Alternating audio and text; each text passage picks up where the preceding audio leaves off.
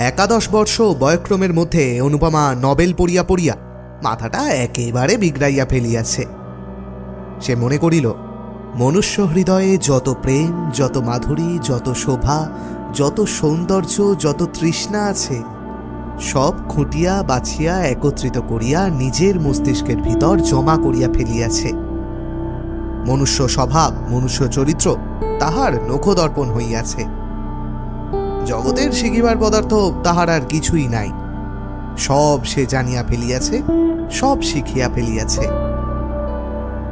সতীত্বের জ্যোতি সে যেমন দেখিতে পায়, প্রণয়ের মহিমা সে যেমন বুঝিতে পারে, জগতে আর যে কেহ তেমন সমজদার আছে, অনুপমা তাহা কিছুতেই বিশ্বাস করিতে পারে না।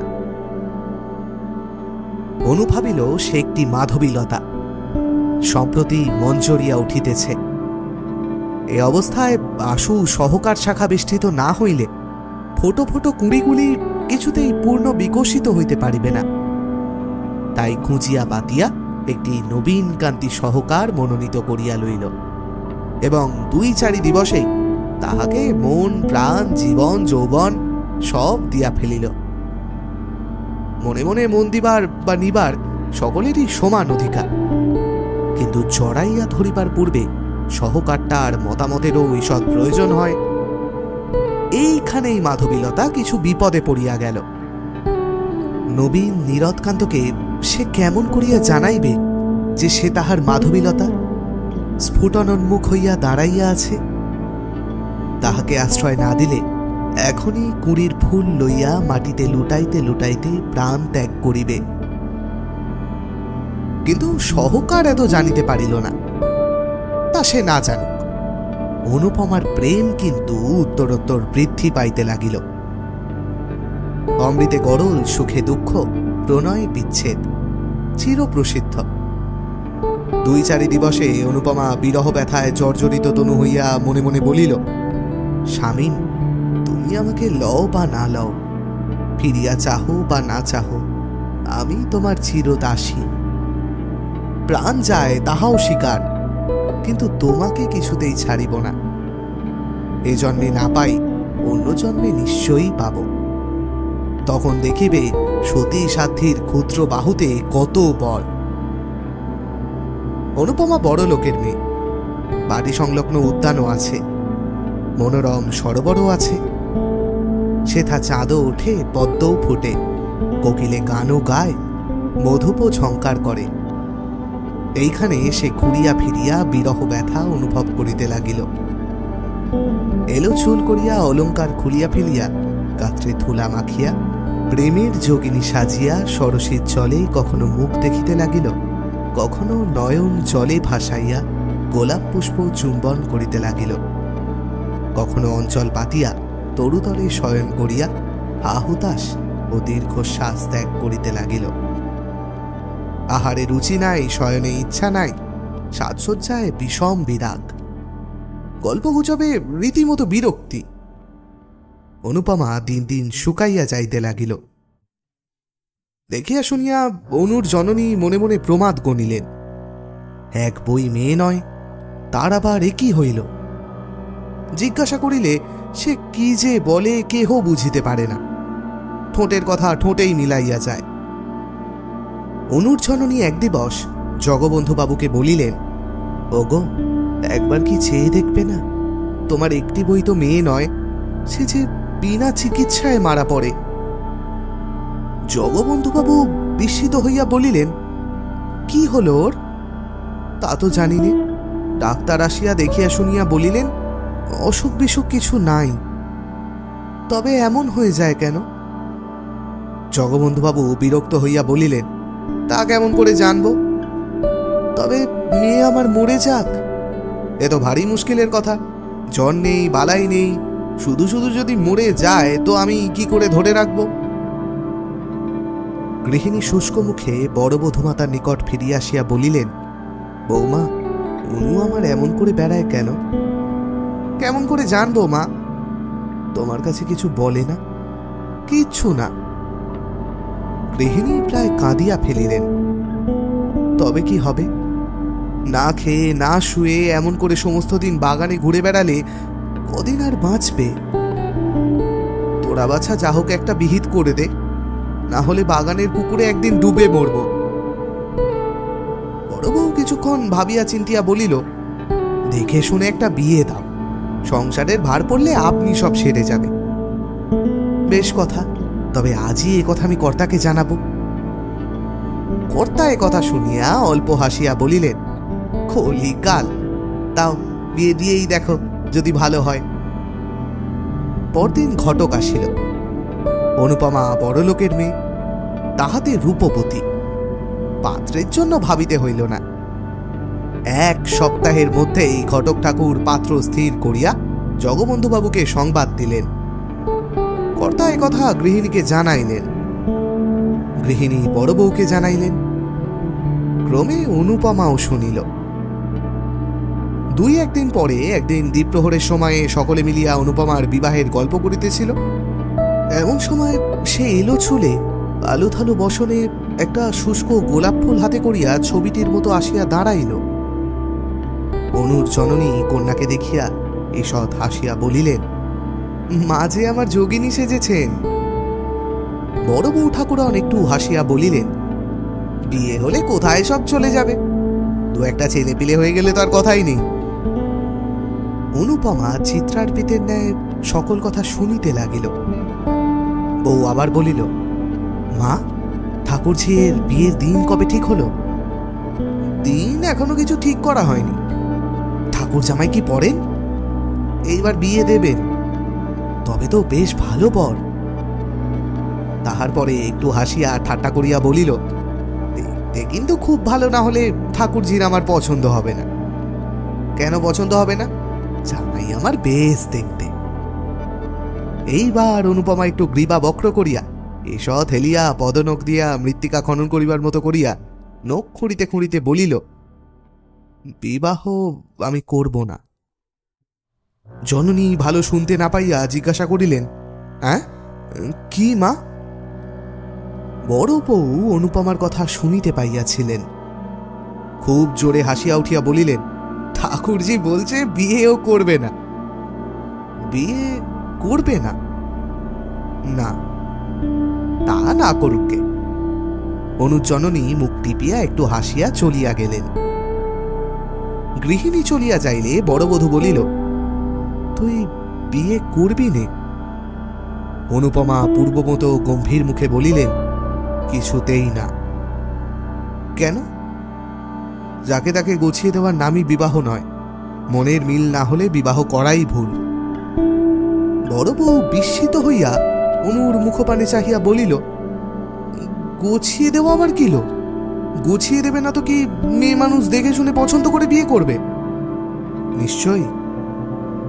তবে তোর মতে আমার বিয়েটাও ভুল হয়ে গেছে। বিয়ের আগে তো তোর দাদার নাম পর্যন্ত আমি শুনিনি।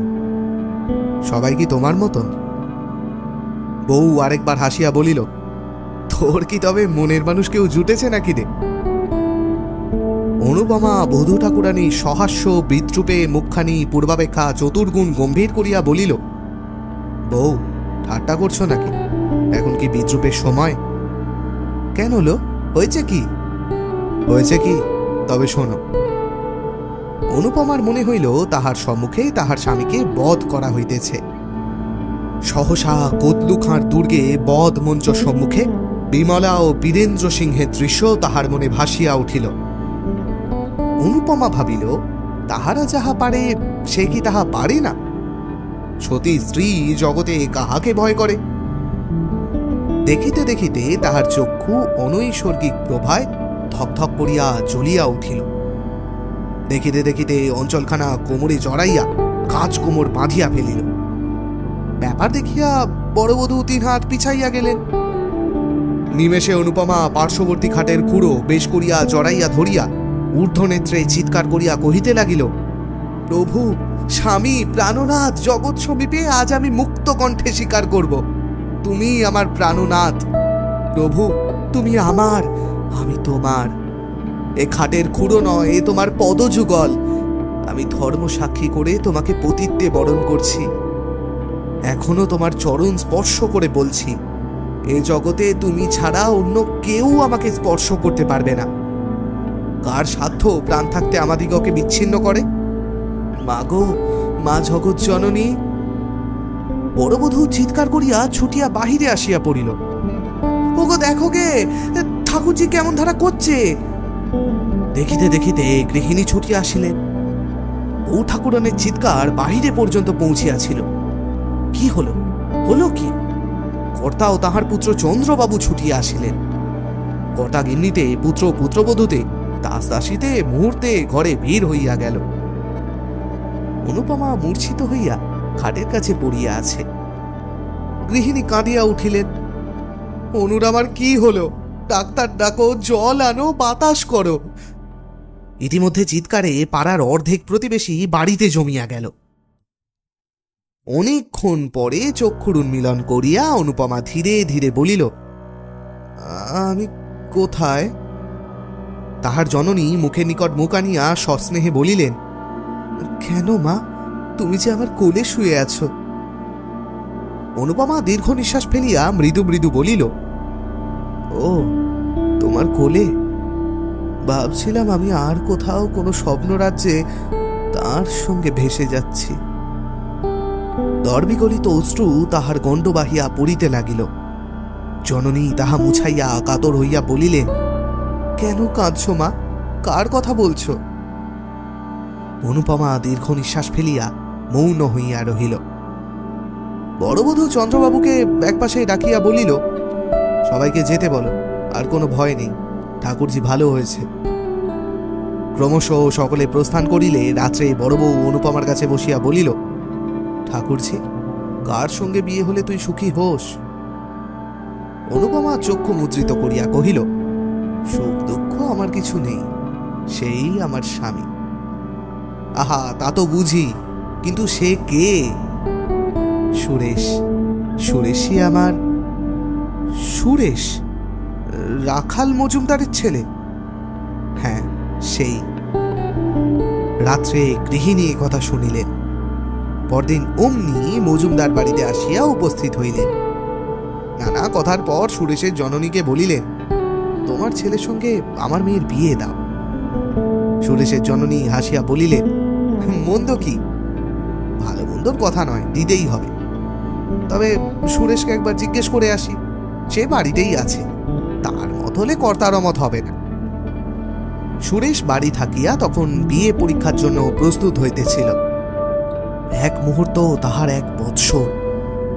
তাহার মা বিবাহের কথা বলিলে সে কানেই তুলিল না। গৃহিণী আবার বলিলেন, সুরো, তোকে বিয়ে করতে হবে। সুরেশ মুখ তুলিয়া বলিল, হ্যাঁ তা তো হবেই, কিন্তু এখন কেন? পড়ার সময় ওসব কথা ভালো লাগে না। গৃহিণী অপ্রতিভ হইয়া বলিলেন, না না, পড়ার সময় কেন, এক্সামিন হয়ে গেলে বিয়ে হবে। কোথায়? এই গায়ে জগবন্ধু বাবুর মেয়ের সঙ্গে। কি? চন্দ্রর বোনের সঙ্গে, যেটাকে খুকি বলে ডাকত? আহা, খুকি বলে ডাকবে কেন? তার নাম অনুপমা। সুরেশ অল্প হাসিয়া বলিল, হ্যাঁ অনুপমা। তোর সেটা ভারী কুৎসিত। কুৎসিত হবে কেন? সে বেশ দেখতে। তা হোক বেশ দেখতে, এক জায়গায় শ্বশুর বাড়ি বাপের বাড়ি, এ আমার ভালো লাগে না। কেন, তাতে দোষ কি? দোষের কথায় কাজ নেই, তুমি এখন যাও মা, আমি একটু পড়ি, কিছুই এখনো হয়নি। সুরেশের জননী ফিরিয়া আসিয়া বলিলেন, সুরো তো এক গায়ে কিছুতেই বিয়ে করতে চায় না। কেন? তা তো জানি নে। অনুর জননী মজুমদার গৃহিণীর হাত ধরিয়া কাতর ভাবে বলিলেন, তা হবে না ভাই, এ বিয়ে তোমাকে দিতেই হবে। ছেলের অমত, আমি কি করব বলো? না হলে আমি কিছুতেই ছাড়ব না। তবে আজ থাক, কাল আরেকবার বুঝিয়ে দেখব, যদি মত করাতে পারি। অনুর জননী বাড়ি ফিরিয়া আসিয়া জগবন্ধুকে বলিলেন, ওদের সুরেশের সঙ্গে যাতে অনুর আমার বিয়ে হয় তা করো। কিন্তু কেন বলো দেখি? রায়গ্রামে তো এক প্রকার সব ঠিক হয়ে রয়েছে, এ সম্বন্ধ আবার ভেঙে কি হবে? কারণ আছে। কি কারণ? কারণ কিছু নয়, কিন্তু সুরেশের মতো অমন রূপে গুণে ছেলে কি আর পাওয়া যাবে? আর ও আমার একটি মাত্র মেয়ে, তার দূরে বিয়ে দেব না আমি। সুরেশের সঙ্গে হলে যখন খুশি দেখতে পাবো। আচ্ছা আচ্ছা, চেষ্টা করব, চেষ্টা নয়, নিশ্চিত দিতে হবে। কর্তা নথ নাড়ার ভঙ্গি দেখিয়া হাসিয়া ফেলিলেন। তাই হবে গো, তাই হবে। সন্ধ্যার পর কর্তা মজুমদার বাড়ি হইতে ফিরিয়া আসিয়া গৃহিণীকে বলিলেন, বিয়ে হবে না। সে কি কথা? কি করব বলো? ওরা না দিলে তো আমি জোর করে ওদের বাড়িতে মেয়ে ফেলে দিয়ে আসতে পারিনি। দেবে না কেন? এক গায়ে বিয়ে হয়, ওদের মত নয়। গৃহিণী কপালে করাঘাত করিয়া বলিলেন, আমার কপালের দোষ। পরদিন তিনি পুনরায় সুরেশের জননীর নিকট আসিয়া বলিলেন, দিদি, বিয়ে দিয়ে দে। আমার তো ইচ্ছে আছে, কিন্তু ছেলের মত হয় কই? আমি লুকিয়ে সুরেশকে আরো 5,000 টাকা দেব। টাকার লোভ বড় লোভ। সুরেশের জননী এ কথা সুরেশের পিতাকে জানাইলেন। কর্তা সুরেশকে ডাকিয়া বলিলেন, সুরেশ, তোমাকে এ বিবাহ করতেই হইবে। কেন? কেন আবার কি?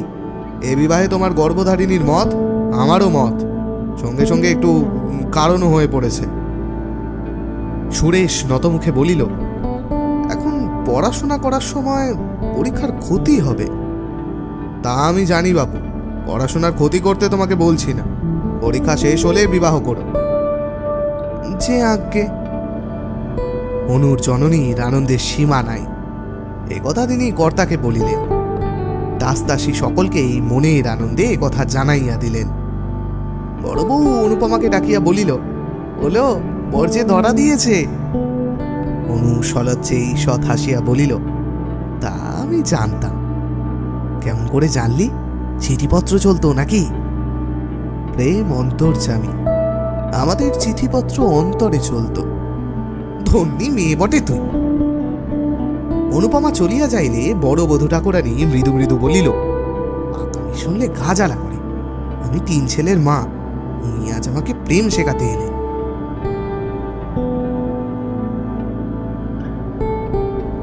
দুর্লভ বসু বিস্তর অর্থ রাখিয়া পরলোক গমন করিলে তাহার 20 বর্ষীয় একমাত্র পুত্র ললিত মোহন শ্রাদ্ধ শান্তি সমাপ্ত করিয়া একদিন স্কুলে যাইয়া মাস্টারকে বলিল, মাস্টার মশাই, আমার নামটা কেটে দিন। কেন বাপু? নিজে পড়াশোনা করে কি হবে? যে জন্য পড়াশোনা তা আমার বিস্তর আছে। বাবা আমার জন্য অনেক পড়ে রেখে গিয়েছেন। মাস্টার চক্ষু টিপিয়া অল্প হাসিয়া বলিল, তবে আর ভাব নাকি, এবার চড়ে খাওগে। এখানেই ললিত মোহনের বিদ্যাভাসে ইতি হইল। ললিত মোহনের কাঁচা বয়স, তাহাতে বিস্তর অর্থ। কাজেই স্কুল ছাড়িবা মাত্র বিস্তর বন্ধুও জুটিয়া গেল। ক্রমে তামাক, সিদ্ধি, গাঁজা, মদ, গায়ক, গায়িকা ইত্যাদি একটির পর একটি করিয়া ললিত মোহনের বৈঠকখানা পূর্ণ করিল। এদিকে পিতৃসঞ্চিত অর্থরাশিও জলবৎ ঢেউ খেলিয়া তরতর করিয়া সাগরাভিমুখে ছুটিয়া চলিতে লাগিল। তাহার জননী কাঁদিয়া কাটিয়া অনেক বুঝাইলেন, অনেক বলিলেন, কিন্তু সে তাহাতে কর্ণপাত করিল না। একদিন ঘূর্ণিত লোচনে মাতৃ সন্ধানে আসিয়া বলিল, মা, এখনই আমাকে 50 টাকা দাও। মা বলিলেন, একটি পয়সাও নেই আমার কাছে।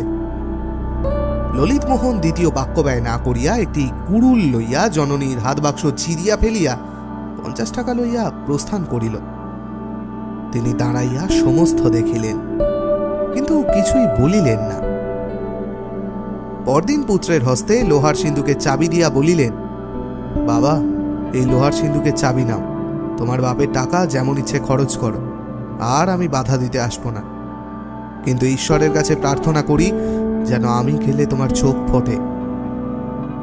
ললিত বিস্মিত হইয়া বলিল, কোথায় যাবে? তা জানি না। আত্মঘাতী হলে কোথায় যেতে হয় তা কেউ জানে না। তবে শুনেছি সদ্গতি হয় না। তা কি করব বলো, আমার যেমন কপাল। আত্মঘাতী হবে? না হলে আর উপায় কি? তোমাকে পেটে ধরে আমার সব সুখী হলো। এখন নিত্যি নিত্যি তোমার লাথি জাটা খাওয়ার চেয়ে যমদূতের আগুন কুণ্ড ভালো। ললিত মোহন জননীকে চিনিত। সে বিলক্ষণ জানিত যে তাহার জননী মিথ্যা ভয় দেখাইবার লোক নহেন। তখন কাঁদিয়া ভূমে লুটাইয়া পা চড়াইয়া ধরিয়া বলিল, মা, তুমি আমাকে মাপ করো। এমন কাজ আর আমি কখনো করব না। তুমি থাকো, তুমি যেও না। জননী রুক্ষভাবে বলিলেন, তাও কি হয়? তোমার বন্ধু বান্ধব তারা সব যাবে কোথায়? আমি কাউকে চাইনি, আমি টাকা করি, বন্ধু বান্ধব কিচ্ছু চাইনি, শুধু তুমি থাকো। তোমার কথায় বিশ্বাস কি? কেন মা, আমি তোমার মন্দ সন্তান, তা বলে অবিশ্বাসের কাজ কি কখনো করেছি? তুমি এখন থেকে ইচ্ছে সুখে যা দেবে তার অধিক 1 পয়সাও চাইব না। ইচ্ছে সুখে তোমাকে 1 পয়সাও দিতে ইচ্ছে হয় না, কেননা এই 1 বছর 1.5 বছরের মধ্যে তুমি যত টাকা উড়িয়েছ তার অর্ধেকও কখনো তোমার এই জীবনে উপার্জন করতে পারবে না। তুমি আমাকে কিছুই দিও না। জননী কোমল হইলেন, না, অতটা তোমার সবে না, আমিও তা ইচ্ছে করিনি। মাসে 100 টাকা পেলে তোমার চলবে কি? স্বচ্ছন্দে। বেশ, তবে তাই হোক। 2-1 দিনের মধ্যেই তার বন্ধু বান্ধবেরা একে একে সরিয়া পড়িতে লাগিল। ললিতমোহন 2-1 জনের বাটিতে ডাকিতে গেল। কেহ বলিল কাল যাব, কেহ বলিল আজ কাজ আছে, ফলত কেহই আর আসিল না। এখন সে সম্পূর্ণ একা, একা মদ খায়, একা ঘুরিয়া বেড়ায়। একবার মনে করিল আর মদ খাইবে না, কিন্তু সময় কিরূপে কাটিবে? কাজেই মদ ছাড়া হইল না। একটা পথে সে প্রায়ই ঘুরিয়া বেড়াইত। এ পথটা জগবন্ধুবাবুর বাগানের পার্শ্ব দিয়া, অপেক্ষাকৃত নির্জন বলিয়া মদ খাইয়া এখানেই বেড়াইবার অধিক সুবিধা হইত। মাতাল বলিয়া তাহার গ্রাম্যয় অখ্যাতি, কাহারও বাড়িতে যাওয়া ভালো দেখায় না, কাজেই মদ খাইয়া নিজের সঙ্গে নিজে বেড়াইয়া বেড়াইত। আজকাল তাহার আরো একজন সঙ্গী জুটিয়াছে, সে অনুপমা। আসিতে যাইতে সে প্রায়ই দেখে তাহার মতো অনুপমাও বাগানের ভিতর ঘুরিয়া বেড়ায়। অনুপমাকে সে বাল্যকাল হইতেই দেখিয়া আসিতেছে, কিন্তু আজকাল তাহাতে যেন একটু নূতনত্ব দেখতে পায়। জগবন্ধুবাবুর বাগানের প্রাচীরের একটা অংশ ভগ্ন ছিল, সেইখানে একটা গাছের পাশে দাঁড়াইয়া দেখে অনুপমা উদ্যানময় ঘুরিয়া বেড়াইতেছে। কখনো বা তরুতলে বসিয়া মালা গাঁথিতেছে, কখনো বা ফুল তুলিতেছে, এক এক সময় বা সরসীর জলে পদদয় ডুবাইয়া বালিকা সুলভ ক্রীড়া করিতেছে। দেখিতে তাহার বেশ লাগে। ইতস্তত বিক্ষিপ্ত চুলগুলি, অযত্ন রক্ষিত দেহলতা, আলুথালু বসনভূষণ ও সকলের ওপর মুখখানি তাহার মদের চোখে একটি পদ্ম ফুলের মতো বোধ হইত। মাঝে মাঝে তাহার মনে হয় জগতে সে অনুপমাকে সর্বাপেক্ষা অধিক ভালোবাসে। রাত্রি হইলে বাড়িতে গিয়া শয়ন করে। যতক্ষণ নিদ্রা না হয় ততক্ষণ অনুপমার মুখই মনে পড়ে। স্বপ্নেও কখনো কখনো তাহার অনিন্দ সুন্দর বদন মণ্ডল হৃদয়ে জাগিয়া ওঠে। এমনই করিয়া কতদিন যায়। জগবন্ধুবাবুর উদ্যানের সেই ভগ্ন অংশটিতে বৈকাল হইতে বসিয়া থাকা আজকাল তাহার নিত্যকর্ম হইয়া দাঁড়াইয়াছে। সে বালক নয়, অল্পদিনেই বুঝিতে পারিল যে অনুপমাকে বাস্তবে কি অতিশয় অধিক রকমের ভালোবাসিয়া ফেলিয়াছে। কিন্তু এরূপ ভালোবাসায় লাভ নাই। সে জানিত সে মাতাল, সে অপদার্থ মূর্খ, সে সকলের ঘৃণিত জীব। অনুপমার কিছুতেই যোগ্য পাত্র নহে। শত চেষ্টাতেও তাহাকে পাওয়া সম্ভব নয়। তবে আর এমন করিয়া মন খারাপ করিয়া লাভ কি? কাল হইতে আর আসিবে না। কিন্তু থাকিতে পারিত না। সূর্য অস্তগত হইলে সে মদটুকু খাইয়া সেই ভাঙা পাঁচিলটার ওপর আসিয়া বসিত। তবে ভিতরে একটা কথা আছে, কাহাকেও ভালোবাসিলে মনে হয় সেও বুঝি আমাকে ভালোবাসে, আমাকে কেন বাসিবে না? অবশ্য এ কথা প্রতিপন্ন করা যায় না। একদিন ললিতমোহন প্রাচীরে উঠিয়াছে, এমন সময় চন্দ্রবাবুর চোখে পড়িল। চন্দ্রবাবু দারওয়ানকে হাঁকিয়া বলিলেন, পাকড়ো। দারওয়ান প্রথমে বুঝিতে পারিল না কাহাকে ধরিতে হইবে।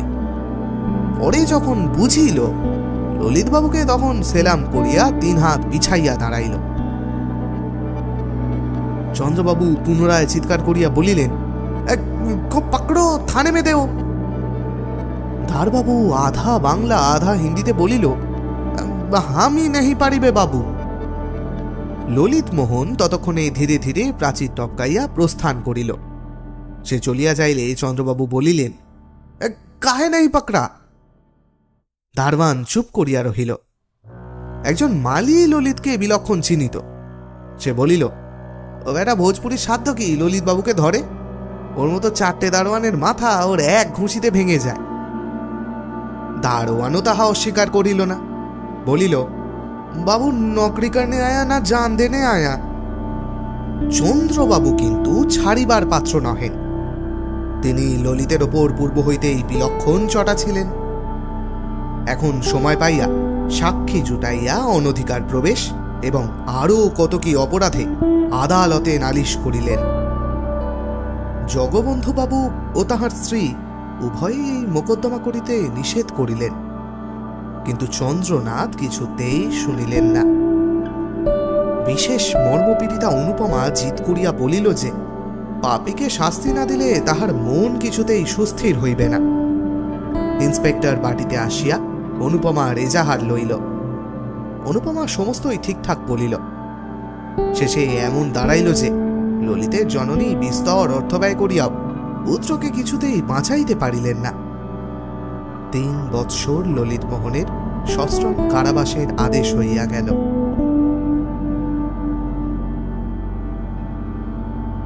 বিয়ে পরীক্ষার ফল বাহির হইয়াছে।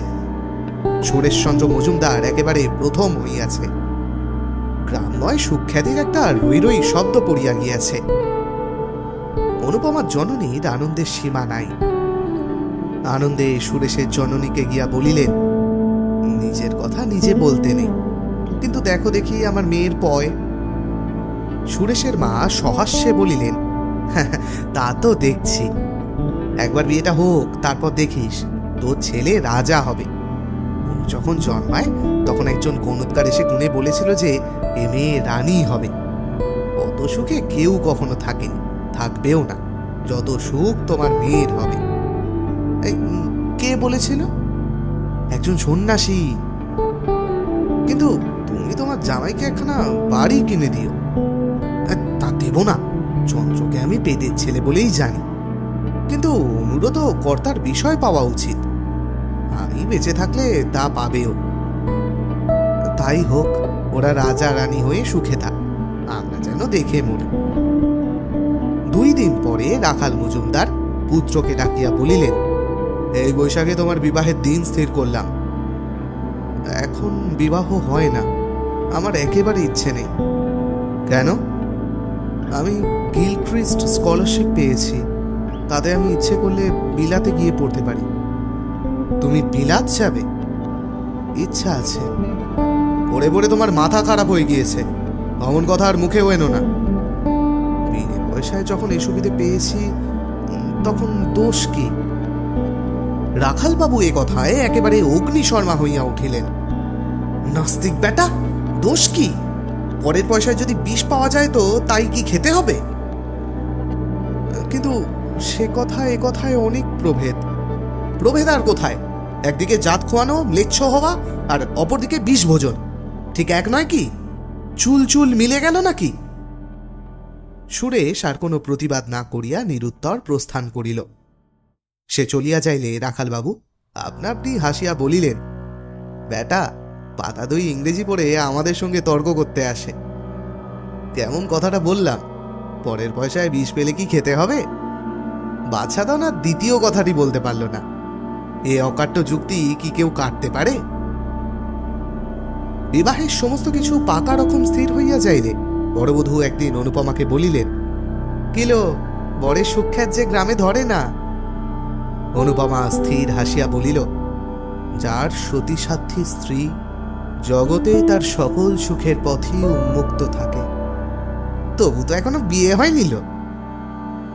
বিবাহ আমাদের অনেকদিন আগেই হয়েছে। জগৎ জানে না বটে, কিন্তু অন্তরে অন্তরে বহুদিন আমাদের পূর্ণ মিলন হয়ে গিয়েছে। বড়বধূ অল্প হাসিল, ওষ্ঠ ঈষৎ কুঞ্চিত করিয়া একটু থামিয়া বলিলেন, এই কথা আর কোথাও বলিস নে, আমরা বুড়ো মাগি, আমাদের তো বলা দূরে থাক, এমন ধারা শুনলে লজ্জা করে। সব কথায় তুই যেন থিয়েটারের অ্যাক্টও করতে থাকিস, এমন করলে কিন্তু লোকে পাগল বলবে। আমি প্রেমে পাগল। আজ 5ই বৈশাখ। অনুপমার বিবাহ উৎসবে আজ গ্রামটা তোলপাড় হইতেছে। জগবন্ধুবাবুর বাড়িতে আজ ভিড় ধরে না। কত লোক যাইতেছে, কত লোক হাঁকাহাঁকি করিতেছে, কত খাওয়ান দাওয়ানের ঘটা, কত বাজনা বাদ্যের ধুম। যত সন্ধ্যা হইয়া আসিতে লাগিল, ধুমধাম তত বাড়িয়া উঠিতে লাগিল। সন্ধ্যা লগ্নেই বিবাহ। এখনই বর আসিবে। সকলেই উৎসাহে আগ্রহে উন্মুখ হইয়া আছে। কিন্তু বর কোথায়? রাখাল বাবুর বাটিতে সন্ধ্যার প্রাকালেই কলরব বাঁধিয়া উঠিয়াছে। সুরেশ গেল কোথায়? এখানে খোঁজ, ওখানে খোঁজ, এদিকে দেখ, ওদিকে দেখ, কিন্তু কেহই সুরেশকে খুঁজিয়া বাহির করিতে পারিতেছে না। কুসংবাদ পৌঁছিতে বিলম্ব হয় না। বজ্রাগ্নির মতো এ কথা জগবন্ধুবাবুর বাটিতে উড়িয়া আসিয়া পড়িল। বাড়িশুদ্ধ লোক সকলেই মাথায় হাতিয়া বসিয়া পড়িল। সে কি কথা! 8টার সময় বিবাহের লগ্ন, কিন্তু 9টা বাজিতে চলিল, কোথাও বরের সন্ধান পাওয়া যাইতেছে না। জগবন্ধুবাবু মাথা চাপড়াইয়া ছুটোছুটি করিয়া বেড়াইতে লাগিলেন। গৃহিণী কাঁদিয়া আসিয়া তাহার নিকট পড়িলেন। কি হবে গো? কর্তার তখন অর্ধক্ষিপ্ত অবস্থা। তিনি চিৎকার করিয়া বলিয়া উঠিলেন, হবে আমার শ্রাদ্ধ, আর কি হবে? এ হতভাগা মেয়ের জন্য বৃদ্ধ বয়সে আমার মান গেল, যশ গেল, জাতি গেল। এখন এক ঘরে হয়ে থাকতে হবে। কেন মরতে বুড়ো বয়সে তোমাকে আবার বিয়ে করেছিলাম, তোমার জন্যই আজ আমার এত অপমান। শাস্ত্রেই আছে, স্ত্রী বুদ্ধি প্রলয়ন করে। তোমার কথা শুনে নিজের পায়ে নিজে কুড়ুল মেরেছি। যাও যাও যাও, তোমার মেয়ে নিয়ে আমার সামনে থেকে দূর হয়ে যাও। আহা, গৃহিণীর দুঃখের কথা বলিয়া কাজ নাই। এদিকে এই আর ওদিকে আর এক বিপদ। অনুপমা ঘন ঘন মূর্ছা যাইতেছে। এদিকে রাত্রি বাড়িয়া চলিতেছে। 10টা, 11টা, 12টা করিয়া ক্রমশ 1টা 2টা বাজিয়া গেল, কিন্তু কোথাও সুরেশের সন্ধান হইল না। সুরেশকে পাওয়া যাক আর না যাক, অনুপমার বিবাহ কিন্তু দিতেই হইবে। কেননা আজ রাত্রে বিবাহ না হইলে জগবন্ধুবাবু জাতি যাইবে। রাত্রি আন্দাজ 3টার সময় 50 বর্ষীয় কাষ্ঠরোগী রামদুলাল দত্তকে পাড়ার 5 জন জগবন্ধুবাবুর হিতৈষী বন্ধু বরবেশে খাড়া করিয়া লইয়া আসিল। অনুপমা যখন শুনিল এমনি করিয়া তাহার মাথা খাইবার উদ্যোগ হইতেছে, তখন মূর্ছা ছাড়িয়া দিয়া জননীর পায়ে লুটাইয়া পড়িল। ও মা, আমায় রক্ষা করো, এমন করে আমার গলায় ছুরি দিও না, এ বিয়ে দিলে আমি নিশ্চয়ই আত্মঘাতী হব। মা কাঁদিয়া বলিলেন, আমি কি করব মা? মুখে যাহাই বলুন না, কন্যার দুঃখে ও আত্মগ্লানিতে তাহারও হৃদয় পুড়িয়া যাইতেছিল। তাই কাঁদিয়া কাটিয়া আবার স্বামীর কাছে আসিলেন। ওগো, একবার শেষটা ভেবে দেখো, এ বিয়ে দিলে মেয়ে আমার বিষ খাবে। কর্তা কোনো কথা না কহিয়া একেবারে অনুপমার নিকটে আসিয়া গম্ভীরভাবে বলিলেন, ওঠো, ভোর হয়ে যায়। কোথায় যাব বাবা? এখনই সম্প্রদান করব। অনুপমা কাঁদিয়া ফেলিল, বাবা, আমাকে মেরে ফেলো, আমি বিষ খাবো। যা ইচ্ছে হয় কাল খেও মা, আজ বিয়ে দিয়ে আমার জাত বাঁচাই, তারপর যেমন খুশি করো, বিষ খেয়েও জলে ডুবে মরো, আমি একবারও বারণ করতে যাব না। কি নিদারুণ কথা! এইবার যথার্থই অনুপমার ভিতর পর্যন্ত শিহরিয়া উঠিল। বাবা, আমায় রক্ষা করো। কত কাতরোক্তি, কত ক্রন্দন, কিন্তু কোনো কথাই খাটিল না। দৃঢ় প্রতিজ্ঞ জগবন্ধুবাবু সেই রাত্রেই বৃদ্ধ রামদুলাল দত্তের হস্তে অনুপমাকে সম্প্রদান করিলেন। বহুকাল বিপত্নিক বৃদ্ধ রামদুলালের আপনার বলিতে সংসারে আর কেহই নাই। 2খানা পুরাতন ইষ্টক নির্মিত ঘর, একটু শাকসবজির বাগান, ইহাই দত্তজির সাংসারিক সম্পত্তি। বহু ক্লেশে তাহার দিন গুজরান হয়। বিবাহ করিয়া পরদিন অনুপমাকে বাড়ি আনিলেন। সঙ্গে সঙ্গে অনেক খাদ্যদ্রব্য আসিল, অনেক দাসদাসী আসিল, কোনো ক্লেশ নাই। 6-7 দিন তাহার পরম সুখে অতিবাহিত হল। বড়লোক শ্বশুর, আর তাহার কোনো ভাবনা নাই, বিবাহ করিয়া কপাল ফিরিয়াছে। কিন্তু অনুপমার স্বতন্ত্র কথা। আর 2 দিন থাকিয়া সে পিত্রালয়ে ফিরিয়া আসিল। তখন তাহার মুখ দেখিয়া দাসদাসীরাও গোপনে চক্ষু মুছিল। বাড়ি গিয়া প্রাণ ত্যাগ করিব, এই পরামর্শ অনুপমা স্বামী ভবন হইতেই স্থির করিয়া রাখিয়াছিল। এইবার যথার্থ মরিবার বাসনা হইয়াছে। অনেক রাত্রে সকলে নিদ্রিত হইলে সে নিঃশব্দে খিড়কির দ্বার খুলিয়া বাগানের পুষ্করিণীর সোপানে আসিয়া বসিল। আজ তাহাকে মরিতেই হইবে। না না, মুখের মরা নয়, কাজের মরা মরিতে হইবে। অনুপমার মনে পড়িল আর একদিন সেই বাগানে মরিতে গিয়াছিল। সেও খুব অধিক দিন নয়, কিন্তু তখন মরিতে পারে নাই, কেননা একজন ধরিয়া ফেলিয়াছিল। আজ সে কোথায়? জেলখানায় কয়েদ খাটিতেছে। কোন অপরাধে? শুধু বলিতে আসিয়াছিল যে সে তাহাকে ভালোবাসে। কে জেলে দিল? চন্দ্রবাবু। কিন্তু কেন? তাহাকে দেখিতে পারিত না বলিয়া, সে মাতাল বলিয়া, সে অনধিকার প্রবেশ করিয়াছিল বলিয়া। কিন্তু অনুপমা কি বাঁচাইতে পারিত না? পারিত, কিন্তু তাহা করে নাই, বরং জেলে দিতে সহায়তাই করিয়াছে। আজ তাহার মনে হইল ললিত কি যথার্থই ভালোবাসিত? হয়তো বাসিত, হয়তো বাসিত না। না বাসুক, কিন্তু তাহাকে দণ্ডিত করিয়া তাহার কি ইষ্টসিদ্ধি হইয়াছে? জেলে পাথর ভাঙিতেছে, ঘানি টানিতেছে, আরো কত কি নীচ কর্ম করিতে হইতেছে। ইহাতে হয়তো চন্দ্রবাবুর লাভ হইয়াছে, কিন্তু তাহার কি? সে দণ্ডিত না হইলে কি তাহাকে পাইতে পারিত? তিনি এখন মনের আনন্দে নিজের উন্নতির জন্য জাহাজে চড়িয়া বিলাত যাইতেছেন। অনুপমা সেইখানে বসিয়া বহুক্ষণ ধরিয়া কাঁদিল। তাহার পরে জলে নামিল। এক হাঁটু, এক বুক, এক গলা করিয়া ক্রমশ ডুবন জলে আসিয়া পড়িল। আধ মিনিট কাল জলতলে থাকিয়া অনেক জল খাইয়া সে আবার উপরে ভাসিয়া উঠিল, আবার ডুব দিল, আবার ভাসিয়া উঠিল। সে সাঁতার জানিত, তাই সমস্ত পুষ্করিণীটা তন্ন তন্ন করিয়াও কোথাও ডুবন জল মিলিল না। অনেকবার ডুব দিল, অনেক জলও খাইল, কিন্তু একেবারে ডুবিয়া যাইতে কিছুতেই পারিল না।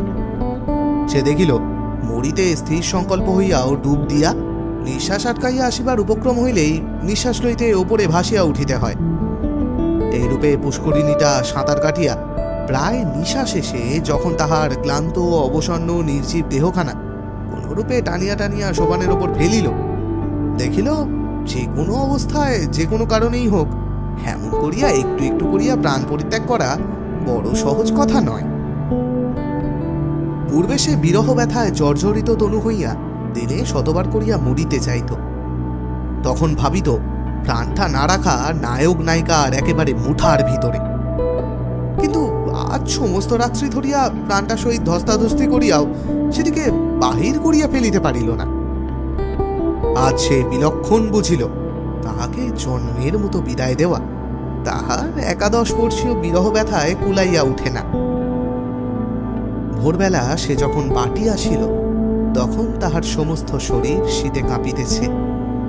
মা জিজ্ঞাসা করিলেন, অনু, এত ভোরেই নিয়ে এলি মা? অনু খান নাড়িয়া জানাইল, হ্যাঁ। এদিকে দত্ত মহাশয় একরূপ চিরস্থায়ী রূপে শ্বশুর ভবনে আশ্রয় লইয়াছেন। প্রথম প্রথম জামাই আদর তাহার কতকটা মিলিত, কিন্তু ক্রমশ তাহাও কম পড়িয়া আসিল। বাড়িশুদ্ধ কেহই প্রায় তাহাকে দেখিতে পারে না। চন্দ্রনাথবাবু প্রতি কথায় তাহাকে ঠাট্টা বিদ্রুপ, অবদস্থ, লাঞ্ছিত করেন। তাহার একটু কারণও হইয়াছিল। একে তো চন্দ্রবাবুর হিংসা পরবশ অন্তঃকরণ, তাহাতে আবার অকর্মণ্য জামাতা বলিয়া জগবন্ধুবাবু কিছু বিষয় আশয় দিয়া যাইবেন বলিয়াছিলেন। অনুপমা কখনো আসে না, শাশুড়ি ঠাকুরানিও কখনো সে বিষয়ে তত্ত্ব লন না। তথাপি রামদুলালের মনের আনন্দে দিন কাটিতে লাগিল। যত্ন আত্মীয়তার তিনি বড় একটা ধার ধারিতেন না। যাহা পাইতেন তাহাতেই সন্তুষ্ট হইতেন। তাহার উপর দুবেলা পরিতোষজনক আহার ঘটিতেছে। বৃদ্ধাবস্থায় দত্ত মহাশয় ইহাই যথেষ্ট বলিয়া মানিয়া লইতেন। কিন্তু তাহার সুখ ভোগ করিবার অধিক দিনও আর বাকি ছিল না। একে জীর্ণশীর্ণ শরীর, তার উপর পুরাতন সখা কাষ্ঠরোগ অনেকদিন হইতে তাহার শরীরে আশ্রয় গ্রহণ করিয়া বসিয়া আছে। প্রতি বৎসরই শীতকালে তাহাকে স্বর্গে লইয়া যাইবার জন্য টানাটানি করিত। এবারও শীতকালে বিষম টানাটানি করিতে লাগিল। জগবন্ধুবাবু দেখিলেন যক্ষা রামদুলালের অস্থিমজ্জায় প্রতি গ্রন্থিতে ছড়াইয়া পড়িয়াছে। পাড়াগাঁয়ে সুচিকিৎসা হবে না জানিয়া কলিকাতায় পাঠাইয়া দিলেন। সেখানে কিছুদিন সুচিকিৎসার পর সতীসাধ্যী অনুপমার কল্যাণে 2 বছর ঘুরিতে না ঘুরিতে সদানন্দ রামদুলাল সংসার ত্যাগ করিলেন। তথাপি অনুপমা একটু কাঁদিল। স্বামী মরিলে বাঙালির মেয়েকে কাঁদিতে হয়, তাই কাঁদিল। তাহার পর স্বইচ্ছায় সাদা পড়িয়া সমস্ত অলঙ্কার খুলিয়া ফেলিল। জননী কাঁদিতে কাঁদিতে বলিলেন, অনু, তোরে বেশ আমি চোখে দেখতে পারি না, অন্তত হাতে একজোড়া বালাও রাখ। তা হয় না, বিধবার অলঙ্কার পড়তে নেই। কিন্তু তুই কচি মেয়ে। তাহা হোক, বাঙালির মেয়ে বিধবা হইলে কচি বুড়ো সমস্ত এক হয়ে যায়। জননী আর কি বলবেন, শুধু কাঁদিতে লাগিলেন। অনুপমার বৈধব্যে লোকে নূতন করিয়া তেমন শোক করিল না। 2-1 বৎসরেই সে যে বিধবা হইবে তাহা সকলেই জানিত। কেহ বলিল, মরার সঙ্গে বিয়ে দিলে কি আর কেউ সদবা থাকে? কর্তাও এ কথা জানিতেন, গৃহিণীও বুঝিতেন। তাই শোকটা নূতন করিয়া হইল না। যাহা হইবার তাহা বিবাহ রাত্রেই হইয়া গিয়াছে। স্বামীকে ভালোবাসিত না, জানিল না, শুনিল না। তথাপি অনুপমা কঠোর বৈধব্যব্রত পালন করিতে লাগিল। রাত্রে জলস্পর্শ করে না, দিনে এক মুষ্টি সহস্তে সিদ্ধ করিয়া লয়। একাদশীর দিন নিরম্বু উপবাস করে। আজ পূর্ণিমা, কাল অমাবস্যা, পরশু শিবরাত্রি, এমনি করিয়া মাসের 15 দিন সে কিছুই খায় না। কেহ কোনো কথা বলিলে বলে, আমার ইহকাল গিয়াছে, এখন পরকালের কাজ করিতে দাও। কিন্তু এত সহিবে কেন? উপবাসে অনিয়মে অনুপমা শুকাইয়া অর্ধেক হইয়া গেল। দেখিতে দেখিতে গৃহিণী ভাবিলেন, এইবার সে বুড়িয়া যাইবে। কর্তাও ভাবিলেন, তাহা বড় বিচিত্র নহে। তাই একদিন স্ত্রীকে ডাকিয়া বলিলেন, অনুর আবার বিয়ে দি। গৃহিণী বিস্মিত হইয়া জিজ্ঞাসা করিলেন, তা কি করে হয়? ধর্ম যাবে যে। অনেক ভেবে দেখল, 2 বার বিবাহ দিলে ধর্ম যায় না। বিবাহের সঙ্গে ধর্মের সঙ্গে এ বিষয়ের কোনো সম্বন্ধ নেই। বরং নিজের কন্যাকে এমন করে খুন করলেই ধর্মহানির সম্ভাবনা। তবে দাও।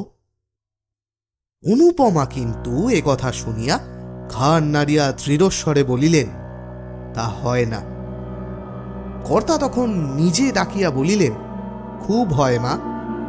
তাহলে আমার ইহকাল পরকাল 2 কালই গেল। কিছুই যায় না, যাবে না, বরং না হলেই যাবার সম্ভাবনা। মনে করো তুমি যদি গুণবান পতি লাভ করো, তাহলে 2 কালেরই কাজ করতে পারবে।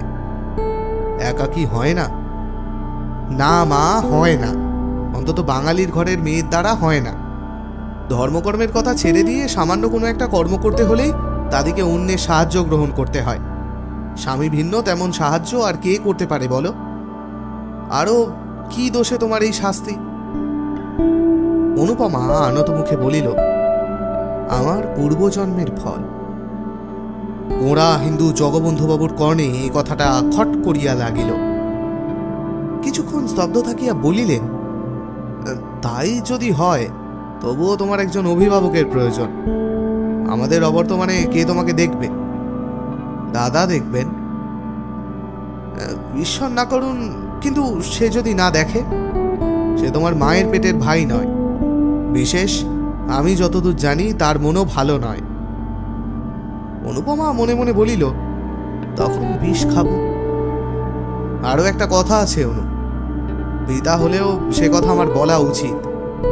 মানুষের মন সবসময় যে ঠিক এই রকমই থাকবে তা কেউ বলতে পারে না।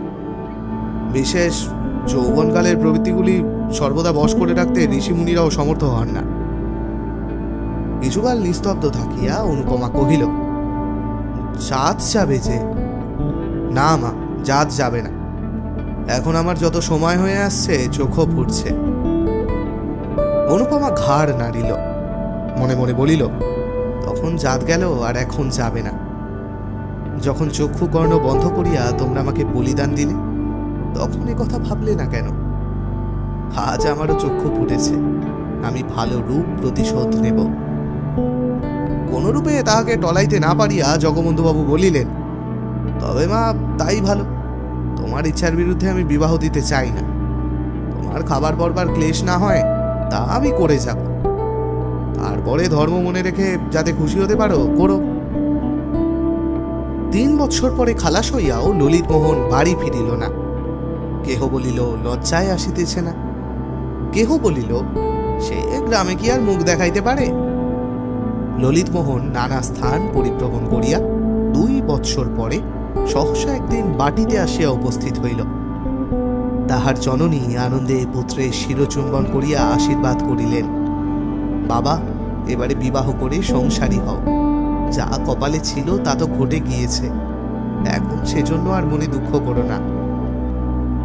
ললিত যাহা হয় একটা করিবে স্থির করিল। 5 বৎসর পর ফিরিয়া আসিয়া ললিত গ্রামে অনেক পরিবর্তন দেখিল। বিশেষ দেখিল জগবন্ধুবাবুর বাটিতে কর্তাকে নিয়ে কেহ জীবিত নাই। চন্দ্রনাথবাবু এখন সংসারের কর্তা। অনুপমা বিধবা হইয়া এইখানেই আছে, কারণ তাহার অন্যত্র স্থান নাই।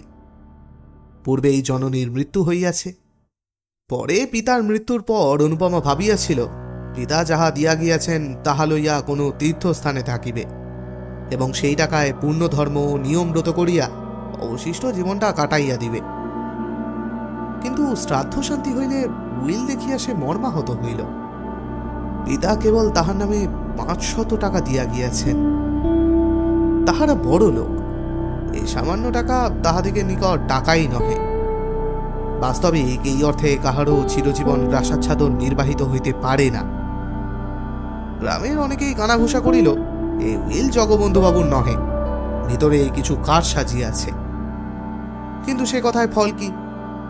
নিরুপায় হইয়া অনুপমা চন্দ্রবাবুর বাটিতেই রহিল। লোকে বলে পিতার মৃত্যু না হওয়া পর্যন্ত সৎমাকে চিনিতে পারা যায় না।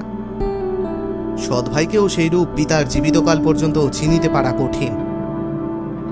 এতদিন পরে অনুপমা জানিতে পারিল তাহার দাদা চন্দ্রনাথবাবু কি চরিত্রের মানুষ। যত প্রকার অধম শ্রেণীর মানুষ দেখিতে পাওয়া যায়, চন্দ্রনাথবাবু তাহাদের সর্বনিকৃষ্ট। হৃদয়ে এক তিল দয়া মায়া নেই, চোখে এক বিন্দু চামড়া পর্যন্ত নেই। অনুপমার এই নিরাশ্রয় অবস্থায় তিনি তাহার সহিত যেরূপ ব্যবহার করিতে আরম্ভ করিলেন তাহা বলিয়া শেষ করা যায় না। প্রতি কথায় এমনকি উঠিতে বসিতে তিরস্কার, লাঞ্ছিত, অপমানিত করিতেন। অনেকদিন হইতেই তিনি অনুপমাকে দেখিতে পারেন না। যখন অনু বড়লোকের মেয়ে ছিল, যখন তাহার বাপ মা বাঁচিয়া ছিল, যখন তাহার একটা কথায় 5 জন ছুটিয়া আসিত, তখন তিনিও ভালোবাসিতেন। এখন সে দুঃখিনী, আপন বলিতে কেহ নাই, টাকা করি নাই, পরের অন্ন না খাইলে দিন কাটে না। তাহাকে এখন কে ভালোবাসিবে, কে এখন যত্ন করিবে? বড়বধূর 3-4টি ছেলে মেয়ের ভার অনুর ওপর। তাহাদিগকে খাওয়াইতে হয়, স্নান করাইতে হয়, পড়াইতে হয়, কাছে করিয়া শুইতে হয়। তথাপি কোনো বিষয়ে একটু ত্রুটি হইলে অমনি বড়বধূ ঠাকুরানী রাগ করিয়া রীতিমতো 5টা কথা শুনাইয়া দেন। ইহা ভিন্ন অনুপমাকে নিত্য দুবেলা চন্দ্রবাবুর জন্য 2-4টি ভালো তরকারি রাঁধিতে হয়। পাচক ব্রাহ্মণ তেমন প্রস্তুত করিতে পারে না, আর না হইলে চন্দ্রবাবুর কিছু খাওয়া হয় না। একাদশী হোক আর দ্বাদশী হোক আর উপবাসী হোক, সে রান্না তাহাকে রাঁধিতেই হইবে। বিধবা হইয়া অনুপমা প্রাতঃকালে স্নান করিয়া অনেকক্ষণ ধরিয়া পূজা করিত। এখন তাহাকে সেই সময়টুকুও দেওয়া হয় না। একটু বিলম্ব হইলেই বড় বধূ ঠাকুরানী বলিয়া উঠেন, ঠাকুরজি একটু হাত চালিয়ে নাও, ছেলেরা কাঁদছে, এখন পর্যন্ত কিছু খেতে পায়নি। অনুপমা জাদা করিয়া উঠিয়া আসে, একটি কথাও সে মুখ ফুটিয়া বলিতে পারে না। একাদশীর দীর্ঘ উপবাস করিয়াও তাহাকে রাত্রে রন্ধন করিতে যাইতে হয়। তৃষায় বুক ফাটিতে থাকে, অগ্নির উত্তাপে মাথা টিপটিপ করিতে থাকে, গা ঝিমঝিম করে, তবুও কথা কহে না। অবস্থার পরিবর্তনে সহ্য করিবার ক্ষমতাও হয়, কেননা জগদীশ্বর তাহা শিখাইয়া দেন, না হইলে অনুপমা এতদিনে মরিয়া যাইত। এ সংসারে তাহার অপেক্ষা দাসদাসীরা শ্রেষ্ঠ। জোর করিয়া তাহাদের দুটো বলিলে তাহারাও দুটো জোরের কথা বলিতে পারে, অন্তত আমার মাহিনা চুকাইয়া দেন, বাড়ি যাই, এই কথাটিও বলিতে পারে। কিন্তু অনু তাহাও বলিতে পারে না। সে বিনামূল্যে কৃতদাসী, মারো কাটো তাহাকে এখানে থাকিতেই হইবে, আর কোথাও যাইবার জো নাই। সে বিধবা, সে বড় লোকের কন্যা। অনুপমার অবস্থা বুঝাইতে পারা যায় না, বুঝিতে হয়। বাঙালির ঘরে পরান্ন প্রত্যাশিনী বিধবাই কেবল তাহার অবস্থা বুঝিতে পারিবেন, অন্যে না বুঝিতেই পারে। আজ দ্বাদশী। সকাল সকাল স্নান করিয়া অনুপমা পূজা করিতে বসিল। তখনও 15 মিনিটও হয় নাই। বড়বধূ ঘরের বাহির হইতেই একটু বড় গলায় বলিলেন, ঠাকুরজি, তোমার কি আজ সমস্ত দিনেও হবে না? এমনি করে চলবে না বাপু। অনুপমা শিবের মাথায় জল দিতেছিল, কথা কহিল না। বড়বধূ 10 মিনিট পরে পুনর্বার ঘুরিয়া আসিয়া সেইখান হইতেই চিৎকার করিলেন, এই অত পুণ্যি ছালায় আঁটবে না গো, অত পুণ্য করো না। আর অত পুণ্যি ধর্মের যদি শখ থাকে তো বনে জঙ্গলে গিয়ে করো গে, সংসারে থেকে অত বাড়াবাড়ি সইতে পারা যায় না। তথাপি অনুপমা কথা কহিল না। বড় বউ দ্বিগুণ চেঁচাইয়া বলিল, বলি কেউ খাবে দাবে না নাকি? অনুপমা হস্তস্থিত বিল্লপত্র নামাইয়া রাখিয়া বলিল, আমার অসুখ হয়েছে, আজ আমি কিছু করতে পারবো না। পারবে না? তবে সবাই উপোস করুক। কেন, আমি ছাড়া কি লোক নেই? ঠাকুরের কি হলো? তার জ্বর হয়েছে, আর উনি ঠাকুরের রান্না খেতে পারেন না? পারেন তুমি রেঁধে দাও কে? আমি রাঁধবো? মাথার যন্ত্রণায় প্রাণ যায়, একটা কবিরাজ 24 ঘন্টা আমার পিছনে লেগে আছে, আর আমি যাবো ওই আগুনের তাতে। অনুপমা ঝুলিয়া উঠিল, বলিল, তবে সবাইকে উপোস করতে বলে দাও কে। তাই যাই, তোমার দাদাকে একথা জানাই কে। আর তোমার অসুখ হবে কেন? এই তো নিয়ে ধুয়ে এলে, এখনই গিলবে কুটবে, আর বড় ভাইকে একটু রেঁধে খাওয়াতে পারো না? না পারি নে। বড় বউ, আমি তোমাদের কেনা বাঁধি নই যে যা মুখে আসবে আমাকে তাই বলবে। আমি এসব কথা দাদাকে জানাবো। বড় বউ মুখভঙ্গি করিয়া বলিল, তাই জানাও কে, যাও, তোমার দাদা এসে আমার মাথাটা কেটে দিয়ে যাক। অনুপমা কিছুক্ষণ স্তব্ধ হইয়া রহিল, তাহার পর বলিল, তা জানি, দাদা ভালো হলে আর তোমার এত সাহস কেন? তিনি কি করেছেন কি? খেতে দিচ্ছেন, পড়তে দিচ্ছেন, আবার কি করবেন? সত্যি সত্যি তো আর আমাকে তাড়িয়ে দিয়ে তোমায় মাথায় করে রাখতে পারেন না, এজন্য আর মিছে রাগ করলে চলবে কেন? সমস্ত বস্তুরই সীমা আছে, অনুপমার সহিষ্ণুতারও সীমা আছে। সে এতদিন যাহা বলে নাই, আজ তাহাই বলিয়া ফেলিল। বলিল, দাদা আমাকে খাওয়াবেন পড়াবেন কি? যে বাপের টাকায় তিনি খান, আমিও সেই বাপের টাকায় খাই। বড় বউ ক্রুদ্ধ হইল। তাই যদি হতো তাহলে বাপ আর পথের কাঙাল করে রেখে যেত না। পথের কাঙাল তিনি করে যাননি, তোমরাই করেছ। গ্রামশুদ্ধ সবাই জানে তিনি আমাকে নিঃসম্বল রেখে যাননি। সে টাকা দাদা চুরি না করলে আজ আমাকে তোমার মুখ নাড়া খেতে হতো না। বড়বধূর মুখ প্রথমে শুকাইয়া গেল, কিন্তু পরক্ষণেই দ্বিগুণ তেজে জ্বলিয়া উঠিলেন। গ্রামশুদ্ধ সবাই জানে উনি চোর, তবে এ কথা ওনাকে জানাবো?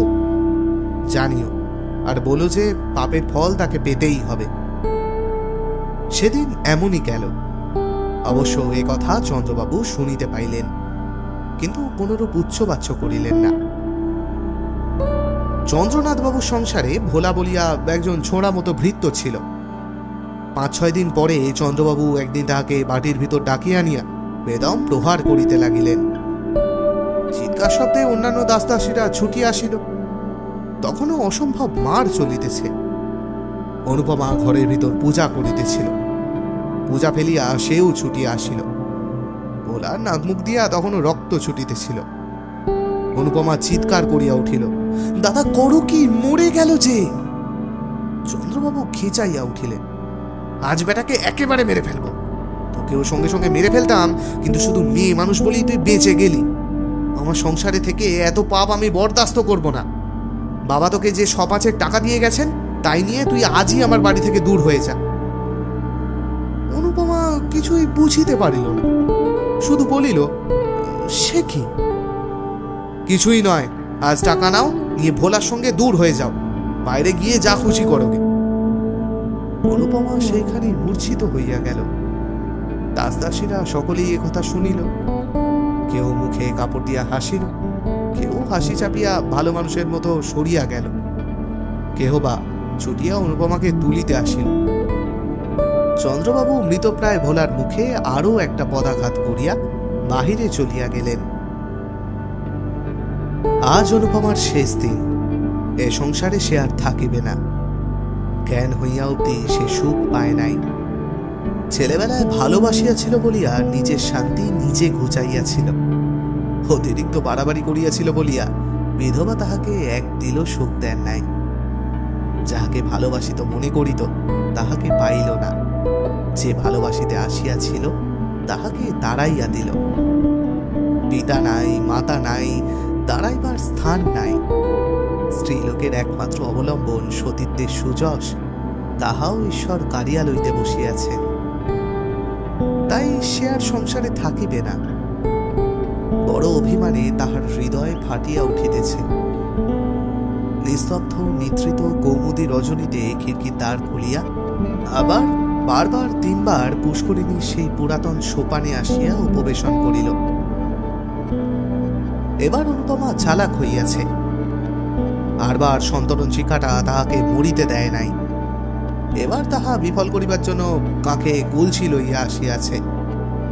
এবার পুষ্করিণীর কোথায় ডুবন জল আছে তাহা বাহির করিয়া লইবে। এবার নিশ্চয় ডুবিয়া মরিবে। মরিবার পূর্বে পৃথিবীকে বড় সুন্দর দেখায়।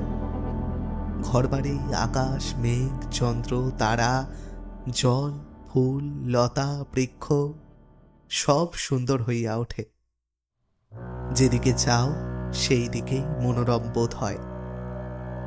সব যেন অঙ্গুলি তুলিয়া বলিতে থাকে, মরিও না, দেখো আমরা কত সুখে আছি, তুমিও সহ্য করিয়া থাকো, একদিন ঠিক সুখী হইবে।